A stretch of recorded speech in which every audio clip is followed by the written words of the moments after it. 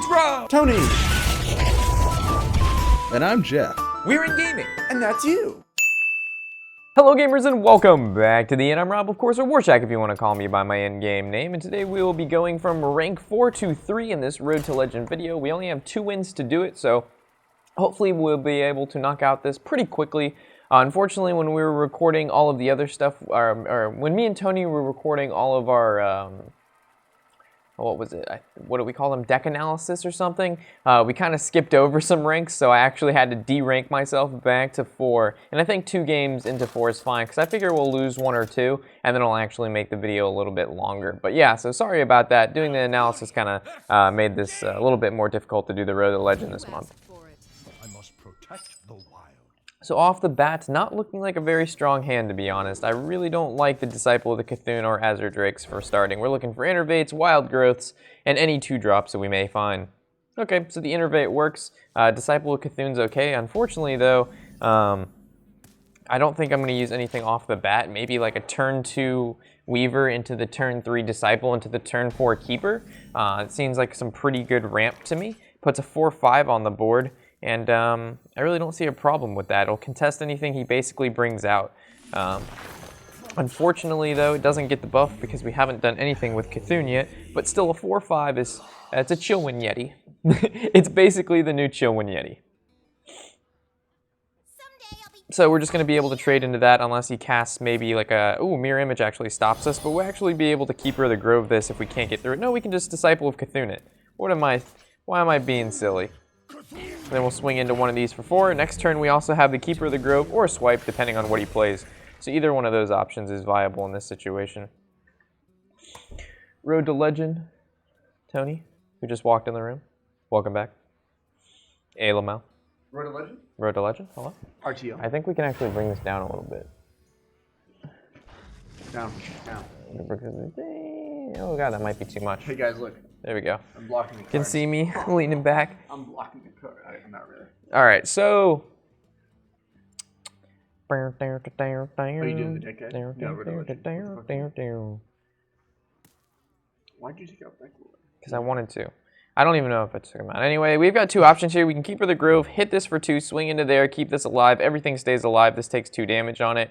Or we can swipe the Water Elemental, trade, and then we keep our 4/5 and it's unfrozen. One way we develop the field quite a bit, and the other way we don't. So I think this is the best route of action as of now. So you can go ahead and swing into here, and then this goes into there. So even though it's frozen, you're still going to have to deal with it either way. And then next turn, it's either a Swipe or a Living Roots. Or both. I wish we had a 3-drop, because then we could have just Living Roots instead of playing the Keeper. Rip Keeper. He's just so fucking weak. He's only a 2/2. So he's going to go ahead and ping the 2/1. This stops him from basically doing anything this turn. Maybe play a few Toss Spell, waste the Frost Bolt to clear. This is more than fine. We're going to play another Chillwind Yeti. Yeah, Chillwind Yeti looks pretty good. And even Living Roots for 2/1/1s does not seem bad here at all. Unless he plays... Arcane Explosion. Yeah, I think I'll do it. I don't mind putting the extra stuff on the field. We also have 2 more cards next turn. We draw into Nourish. We're going to want to play that anyway. And there's no room to play this next turn. Conjure is fine. That's all he's doing this turn, which means we can swing our 2/2 into it and a 1/1 and kill it. Or we can go ahead and just Becker and Evil passive, swing our 2/1/1s, and then keep our 2/2 alive. So either way, there's a lot of options here. A lot of options. Another swipe. So I like the Beckoner of Evil passive. I don't even mind taking 6 damage to the face. And we'll kill off our Groots. And then we'll swing face. And the reason I'm keeping the 2/2 over the 1/1s is because he can ping off the 1/1s as the 2/2. It's going to take 2 turns to kill that. Yeah. Not that it wouldn't take 2 turns to kill it anyway, but the combined total of the damage that the 2/1/1s can do over the 2/2 is half. Because we have 2/2s, we swing for 2, we only deal 1 damage, and then the other turn we deal 1 damage. So this does 2 over 2 damage. 2 damage over 2 turns. Okay, so it looks like we can actually... We swipe this, they're both at 1, and then we can passive. There's not even a point to Disciple. So I think just swiping... Well, was that lethal? No, it's not even close to lethal. Spotting lethal, that's not there. Lethal spotted. Lethal? Legal there. I guess we could have played the Disciple. Yeah, that was kind of silly. Anyway, so if we hit into this, we take 5. This lives with 1 HP. There. Yeah. I don't mind taking 5. This way. Yeah, we should have just discipled that, but then, yeah, disciple was better. But it actually does 2 damage to whatever he can bring out. So, I mean, depending on what he plays, it could, in fact, be the right play. Okay, and then I'm assuming a Frostbolt. Oh, Arcane Blast, and not a Fireball. Frostbolt. Ice Lance. Okay, please don't kill my 2-1. Be lucky. RNG Master Race. Yeah, buddy. Okay, so we can swipe this down, and then we Disciple with a Cthulhu this, so it's actually the best play that we did what we did last turn, and save the Disciple with a Cthulhu, and the next turn we win based on if this goes charged, that's 5, this is 9. That's 11, and that's 14, he's going to ping this, it turns to 12. So, it depends on what he kills here. If he kills more than 2 creatures, which he's only killing 1, we win. Yep, and this couldn't have been a taunt, which it's not, so it's fine. So recalculate the damage, that's 6 into 11. Why does this look bad now? This is 6, we have 11. This is horrible. Alright, Azure Drake. Do me well. Wow, now we can't play anything besides that. Rip. So, we're actually going to kill this off. Then we're going to swing face right there. And we win next turn. We should win next turn because these double He heals charge. at all or plays a taunt. He doesn't have taunts and he doesn't heal. He's playing Tempo Mage. He could, however, do double Fireball face swing for 5 for exactly 17. But now he can't. Now we can't. Oh, he had 1 Fireball. And he's going to make the trade. And then we're going to win next turn with a double Druid of the Claw. He could go face here and be really greedy, but he won't. I'm just so glad Hearthstone doesn't have phases like Magic or Yu-Gi-Oh! Where shall I strike? You can kind of just do whatever you want in any sort of order. Yes, sir. He's probably pretty upset about the double Druid of the Claw. I would be pretty. Alright, so we need 1 game to hit rank 3, and then we'll go back to doing our deck analysis. What did we call them? I need to go in here and look at them. Deck testing. For some reason, I could not recall. So deck testing and some more deck guides. Definitely got some good stuff on the horizon. Good stuff on the horizon, folks. Alright, so another Druid, I'm going to only assume this is going to be a Cthulhu Druid. And of course, we always go, whenever you like go up a level, if you notice, you'll play against whatever level you're about to go against, if that makes sense. So if you're going to rank 4 to 3, you'll play against a 3 almost every time in your last game. If you're going from 8 to 7, you'll play against a rank 7. Anyway, so against a Druid, Wrath seems okay, kind of, right? We have nothing else to do. Even the Weaver seems okay, because we can coin into him on 3. But I would much rather have better plays than holding into a 4-drop. He replaced everything, so we'll replace everything but the Wrath. Let's see if we can get lucky. Okay, I like this hand a little bit more. I would much rather have a Wild Growth than a 4-drop in my hand. So I think we don't really... Oh, wow, this makes it hard. Okay, so if we coin into the Wild Growth, we've got 3 mana next turn, which means Disciple of Cthulhu is not so great. If we just play the Beckoner... Like, it's like coining Beckoner, right? And then we play Wild Growth, and then we have 4 mana, and we're still in the same situation. No, we'd have 5 mana, which means we can... No, we'd have 4. We'd have 4.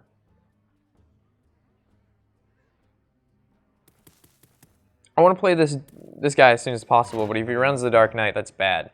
So I guess we can just play things on curve, since we know he's going pretty slow in the first place. But if he plays another one of those, I want to be in the lead. So I'm going to coin out the Beckoner. Or we coin out the Wild Growth for most efficiency.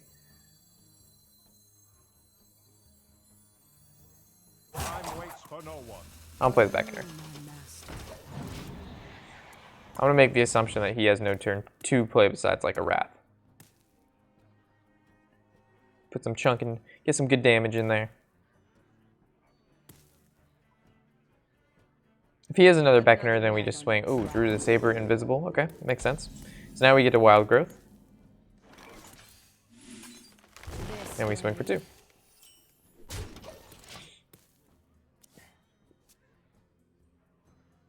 So if he goes face with that, then we Disciple. But that'd be really silly for him to go face. Maybe he'll think we'll make the trade next turn anyway. So Could be a mistake on his part. We'll see. He could be playing aggro druid. We'll know in a second here. I would much rather us go against an aggro druid than another Cthulhu druid, which we haven't seemed to have very much luck against in the past. For some reason. I've actually refined this deck quite a bit now, and I kind of like where it's at for the most part. I might tweak 1 or 2 more cards, but I think it's a huge improvement from when we were deck testing this deck in the first place with the Darnassus Sass Pirates. It had like the Twilight Guardian dude in it. So he's going to go ahead and Living Roots and passive to kill this. So didn't really develop anything this turn, which is fine for me. So we can go ahead and just disciple that. Because I know he's going to swing face with it, which means he's going to have to use his passive next turn, which means the best he can do is develop a 2-drop, and he didn't have one based on what, we can actually Beckoner and then Wrath that, or we can go ahead and Disciple.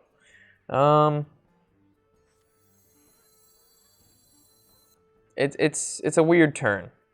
Like, the Beckoner Wrath seems pretty good, to be honest.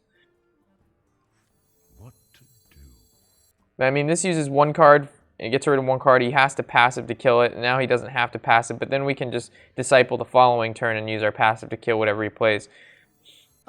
So I guess this is okay. It doesn't feel that great, but it's a decent. I don't want to float a mana. Utilizing all our mana is important. I don't know why we're lagging here. So we'll see this situation here, and we'll look back and see if we could have done how this particular play pans out in the future. Yeah, so if we played the 2-1 there, then he wouldn't have been able to Savage Combatant. But this is a little interesting because we can actually I think we could just swipe it down, right? Yeah, we'll just swipe it down. Oh man, rip internet, rip internet. So if we would have saved Wrath there, and we drew into Innervate, and we would have just played... No, if we would have played this on there, you couldn't have played the Saber, you would have passive. Oh man, that's a big card. This is, we Disciple, Wrath, and passive. We can do it. That's a turn. Or we could just, might as well, right? Make sure we have enough. That's 5, and then the passive, and that's 3. That's 6, right? That's 4. Yeah, we're good. This is not utilizing the mana to its fittest, but we're definitely gaining some field control. Next turn, we've got that huge 6-drop to play. So drawing into a Nourish is pretty important. So it's his 5 cards to our 3 and our 4 next turn. So we're only down 1 card. And we have 2 cards on board. So he might swipe and just passive here, which gives us a little initiative. Yeah. Seems decent. Hopefully he's not playing Black Knight. He plays Black Knight, we lose. And then I look back and then we should have done the other thing instead of the Disciple. So Nourish is the best card here. Innervate, not too great. One of the weaker cards we could have drawn. Unless we draw Cthulhu next turn. And then, please don't Black Knight. Alright, Ancient of War, which means we should draw our Black Knight, right? That's pretty bad. Those are some pretty shitty draws back to back. Those are basically our 2 worst draws. I think bad things are in our future. Oh man. Yeah, having those 2 dry turns, man, that feels bad. But that's what happens. So it looks like we're gonna have to play another 2 games to get to rank 3? Yeah. Come on. Are you fucking kidding me? Alright. I'm conceding. I concede. Not even gonna try to outwin that. You can't. That's fucking crazy, man. You give me an Innervate and a Wild Growth, and then you give him Raven Idol into the war. I need to look at this deck real quick. Let me make sure we have Black Knight here. I'm almost 100% sure we do. So I'm just gonna confirm what I think I already know. Yeah, the Black Knight is in here. Okay.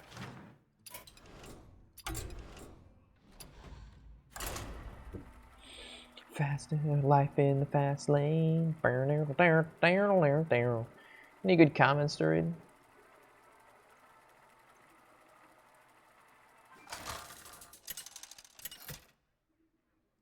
It's like deleting our questions. It's like this.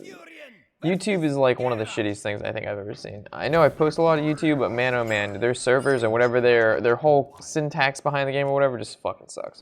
What? Nothing. So I think we're gonna keep the claw, only because we have wild growth and coin. So turn 1 living roots, and then turn 2 wild growth, and then coin into Druid of the Claw, play Druid of the Claw. So seems pretty good. Hey, look at that dude. Is this Concession Druid? Yes, it's the same deck. You put it in Fandral? Yep. Why? Because there's a lot of cards like this in there, which I put in there. As I said, I modified the deck a lot. Uh-oh.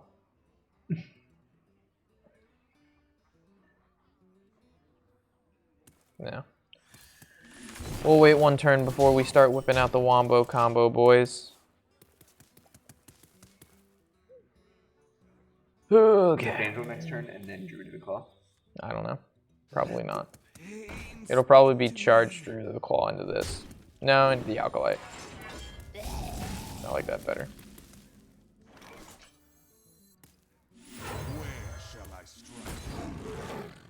I don't want him being able to generate a shit ton of armor and draw a lot of cards. Yeah.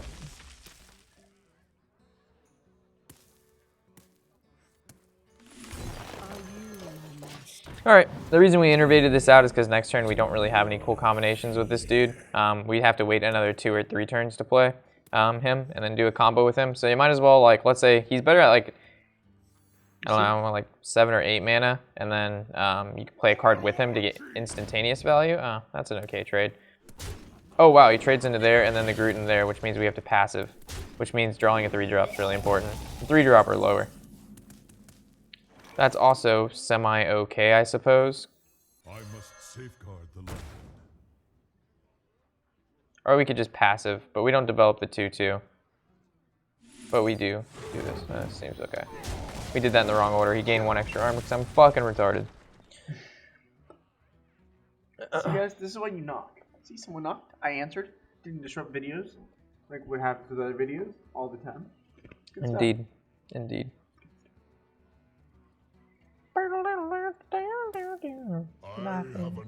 See, we had a comment on the Cthulhu Mage, Yogg Mage, and now it's just gone. It's good. Yeah, it just deletes our comments, so we can't respond back to you guys. Pretty awesome. What would he be targeting? A slam? Why would he target that and not this? So someone looks like an inner rage? What the fuck could this be that he's targeting? He could target our creatures. Oh, the Echoar card. If it doesn't kill it, summon a 2/2. See? That's why we have this guy in the deck. You know how mad this warrior is right now? We just... mad. Like, that's our luck for today. Our luck for today is completely over. By the way, we're not ever getting that nice of a draw again. What's for lunch? I don't know. We have an hour till we go. I'm so hungry, man. Alright, well, I'm in a video. We'll figure it out after, man. I know. YouTube, what should we eat for lunch? Because we definitely won't see this response until a week and a half later. So we're not going to eat until then. Yeah. We'll just wait until we hear what you guys have to say. I don't even know, but it might even be more than a week and a half. Because this is a road to legend. And we have literally like 15 videos prior to this. Because I just went on a fucking annotation description spree. Yeah, for real. It took me 3 hours just to do stuff post-upload. It's retarded. So much stuff. I almost... Banjo's really cool looking. Got a giant fucking glowing ball of feathers over it. Oh boy. Look at you. Another Black Knight. Here we go. That's pretty good. Ooh, see, that's what it was. Blood to Icar. I'll just call it the Icar. Seems pretty good though. Whirlwind, so he kills this, does damage to this, enrage that. He did that. It's pretty solid. He did that. No, he did that. Man. You can do it. I can, but it doesn't... I need to passive to get 5 to kill that. So if I do this in here, it's still at 1 HP. So we're going to have to trade there into there. But we do summon this. I think I'm going to do that. Rawr. For the wilds. We're an angry boy. Okay, so now next turn we get a 4/6 with taunt and charge, and he turns into a new form. I haven't used it yet. I want to see it. Don't you dare kill my Fangirl. This guy deserves to live at least one turn. Just one turn. Nourish next turn. Oh my god. Gain 2 mana crystals and draw 3 cards. Hello. Yep. Yeah, I like this guy a lot. But we'll see the synergies. As again, you can play him on 4, which is fine. If he dies, you know, he's still a 3/5, so he's semi-hard to beat with 3/5. If he was a 5/3, he'd be so much fucking worse. But the fact that he's a 3/5, like, you don't care about the attack. You care about the health of creatures like this. He's like a mini-use, not mini-use Sarah, but the fact that his attack is low and his HP is high. That's what you want. And other 4-drops, most of their attacks sometimes are 4. So having 5 means they won't always get what they want. The fact that he targeted this tells me he has an Execute, and it was the last card he drew, because he wouldn't be targeting it any other way. He doesn't have any weapons, or he would have played it, so he's looking at probably creature. He's probably going to swing it into the... Ooh, if he attacks into that, he's going to Execute it, and it's going to die. Yep, here comes the Execute.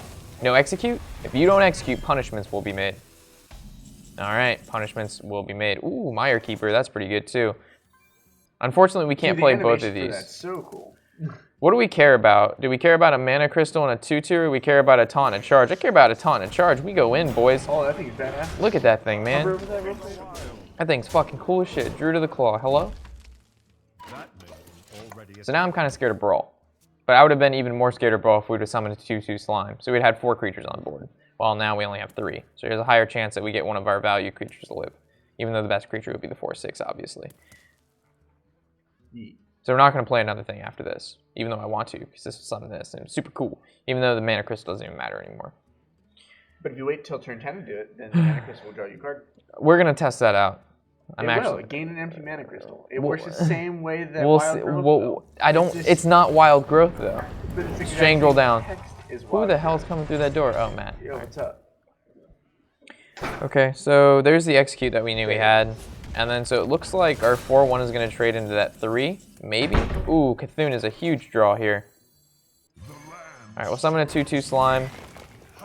Do we just go face? What is he at, an 8/8? Wow, that's fucking tiny. Yeah, we'll just make this trade. 8/8 Cthulhu. Value. Still, 10 drop 8/8, do 8 damage. Not horrible. No, it's not bad, but I mean, we're out of cards.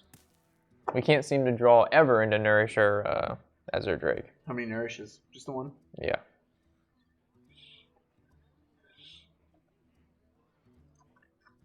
Alright, so Slam, he's going to be able to cycle, bring this down to 1 HP. Definitely probably plays another one of those 3-drop ghouls that does 1 damage to everything else.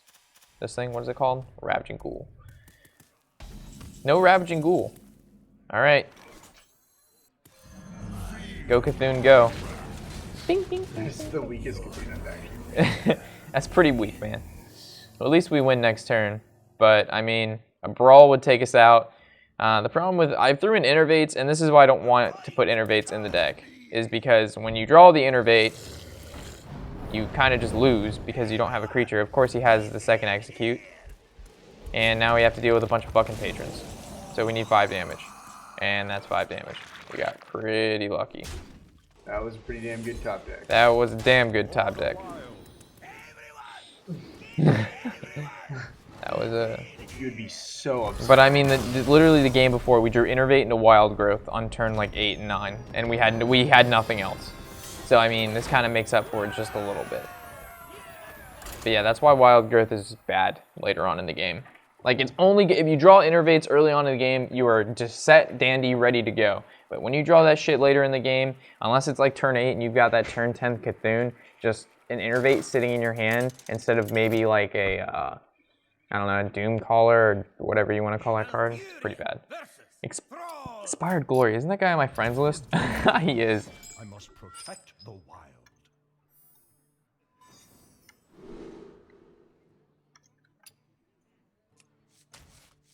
Alright, so I'm assuming he's playing Aggro Druid, and this hand doesn't really look that bad.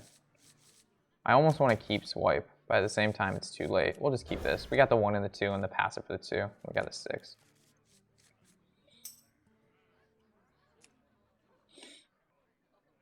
I was like, Expired Glory, that name looks so familiar.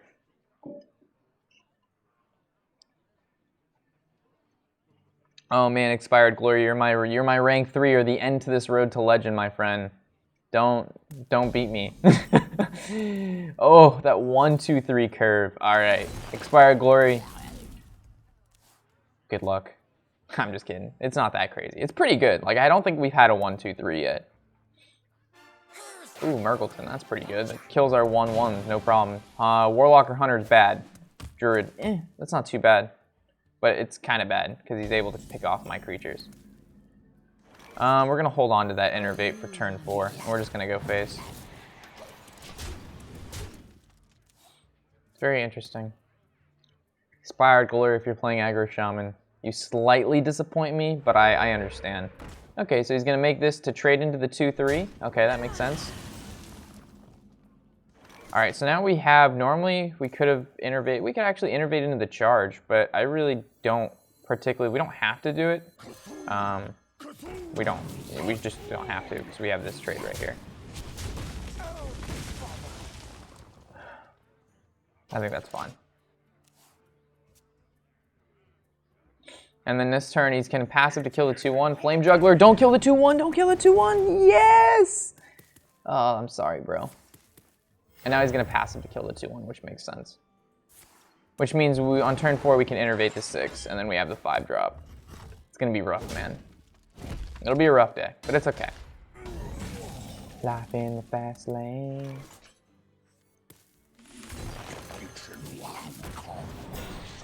Man, a 13-13 Cthulhu. That's so much better than what we had before. We had what? It was like an 8-8. It was like mini Cthulhu, and he just had like 2 tentacles instead of having like 8. Spirits is good. Earth Shock for us is bad as well. No. Oh, Squire. That's very interesting. Swipe. So we'd swipe one of these. It'd take the other one down to 2. I think developing the creature is pretty good. Holding up behind a bunch of taunts, folks. Earth Shock, Lava Burst. Lava Burst, there it is. And he has enough damage to kill off this claw this turn as well, if he wants to go that route. So he doesn't. He actually holds back, which is like one of the worst things he could have done, because we do have the swipe in our hand, or we can just play more creatures. So we'd swing into this into here, and then Mire Keeper and passive. I actually don't really mind that play too much at all. Mire Keeper for a 2, and then we can actually clear up the board even more to keep our Druid of the Claw alive. Okay, so it's his 4 cards to basically our 4 cards. We brought back the card control, which we had lost for a little bit there. So Arcane Intellect on him, not Intellect. Oh wow, shit, that thing's huge, but we can kill it with a swipe. All right, so swipe, and then a 3-drop into it. Man, that card is so big. I guess we could have gone face there. We have double swipe, so we missed out on 7. We missed out on 4, 4, 3. That's 8. That's 11. Yeah, we could have pushed 2-turn lethal with that. That was my bad. We should have just gone face. You would have had to go through the taunt anyway, depending on what this spell is. Lava Shack. He would have passive to kill it, so it was good that we killed that. Yeah, better that we did the way we did. Good stuff. All right, so the Klaxi is a really nice pickup here. I think this will actually finish up the game here, because that Klaxi, unless he has an Earth Shock, it's going to be able to trade into most of the stuff he has. Unless he has like another 7/7 dude. But our draws are pretty solid for the most part. This deck, ooh, 5/5 is really nice with Taunt. Another 5/5 with Taunt, so it looks like we're going to have to hold off on a turn before we can do anything. The Silence, do we want to just silence one of these, passive kill, and then go face for 4? Or do we want to kill both of them? I think we can go for the kill here, right? I think the kill is fine.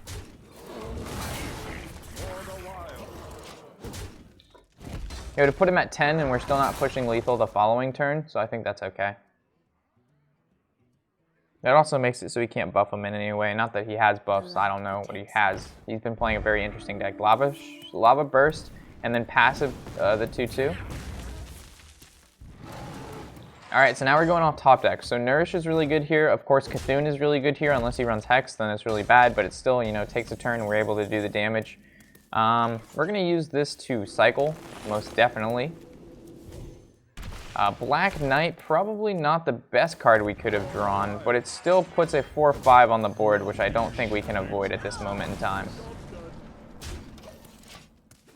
So he's going to have to passive. He's going to take 1 through that, and then we're going to be able to do 5 per turn, but it's going to take 2 turns because he has his... It's 10, but he has his passive, which will be 2 armor over the course of 2 turns, so we'll actually have to kill him in 3 turns.